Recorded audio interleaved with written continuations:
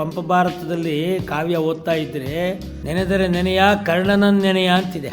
ಮಹಾಭಾರತ ಅಂದರೆ ಕರ್ಣ ರಸಾಯನ. ಯಾಕೆಂದರೆ ತನ್ನ ಜೀವಮಾನದಲ್ಲಿ ಏನೂ ಮುಚ್ಚಿಟ್ಕೊಳ್ಳಿಲ್ಲ, ಎಲ್ಲ ಕೊಟ್ಟುಬಿಟ್ಟ ಅವನು ಮಹಾನುಭಾವ. ನಿಜ ಭಾಳ ಕಷ್ಟಪಟ್ಟ, ಒಪ್ಕೊಳ್ತೀನಿ. ಆದರೆ ಅವನು ತನ್ನ ಸತ್ಯಕ್ಕೆ ತನ್ನ ಹೃದಯದಲ್ಲಿ ಏನೇ ಕಾರಣಕ್ಕೂ ಇಂತಿಷ್ಟು ಕೂಡ ಸುಳ್ಳನ್ನು ಲೇಪಿಸ್ಕೊಳ್ಳೇ ಇಲ್ಲ. ಹಾಗಾಗಿ ಇವತ್ತು ಮಹಾಭಾರತ ಅಂತ ನಾವು ಶಬ್ದ ಮಾಡಿದರೆ ಸಾಕು, ಭಾರತ ಅಂತ ಮಾತಾಡಿದರೂ ಸಾಕು, ನಮಗೆ ನಮ್ಮ ಕರ್ಣಕ್ಕೆ ಯಾರು ನೆನಪಾಗ್ತಾರೆ? ಕರ್ಣ ನೆನಪಾಗ್ತಾನೆ.